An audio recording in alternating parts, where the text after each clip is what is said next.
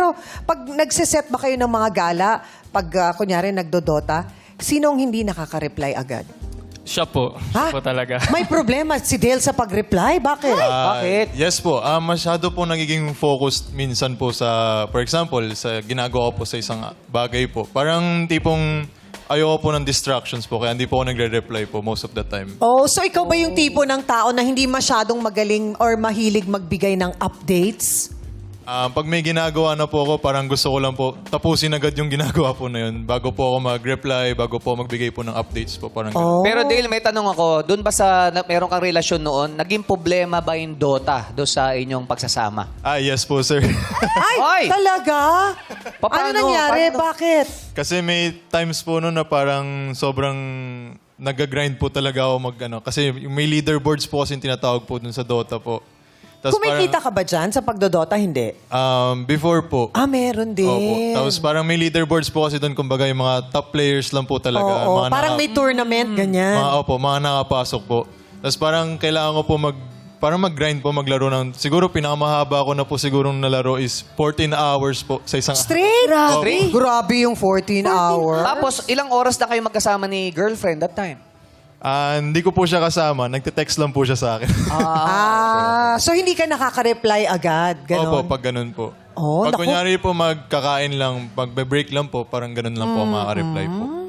Meron pa naman, Justin, ibang mga girls gusto nila lagi nag-update. Yes. Paano yun?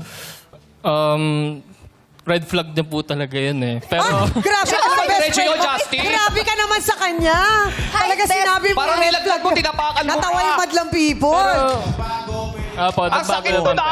Pwede naman magbago Nagbago. daw. Pero- Pwede magbago? May explanation si Dale. Yes, Go, pero Dale. sige. May Just- explanation Go, anak. po. Red flag po. Pero nagsasabi naman po ako ahead of time. Doon po sa- Merong For may example, pa-early warning. So ano yun, mapusyaw na red lang? Medyo Light red. blurry.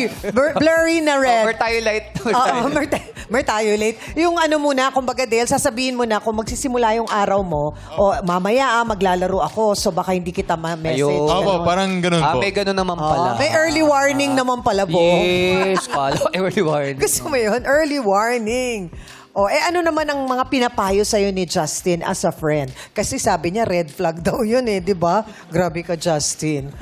Siguro po yung pinaka naging niya po, payo niya sa akin all throughout yung friendship po namin is wag masyado mag-overthink po sa sasabihin or i-reply po dun sa nakakausap po. Kasi most of the time po ako parang iniisip ko yung kung ano yung re-reply ko po dun sa chat po na yun, for example. Lagi ko po siya tinatanong kada chat kung ano po yung magandang i-reply. Oo. Pero to be honest, ikaw, na-feel mo ba yung pressure na kailangan mong mag-reply? Kasi ako may anak ako na 27 years old at saka minsan feeling niya parang kailangan ba daw laging nag-update? May gano'n na tanong. For me naman po, parang naisip ko din po na parang hindi naman po kailangan lagi mag-update. Lalo na po, for example, if alam naman po yung ginagawa ng isang tao, wala naman pong ginagawang masama po. Parang ganun po yung naiisip ko po. Most of the Grabe, time no? po. Ang pogi-pogi na ni Dale, pero nag-overthink pa siya. Oh. Di ba yung mga pogi, hindi naman nag-overthink yan eh. Oo. Ikaw, hindi ka nag-over... Hindi. Oh. May problema ka rin ba sa pag-update?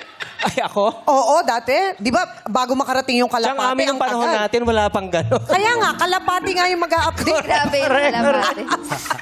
Sa tagal, di ba? Oh. Oo. Sana hindi ko lang sinabi yung sinabi ko. Oo. Hindi mo na sinabi. Oo nga.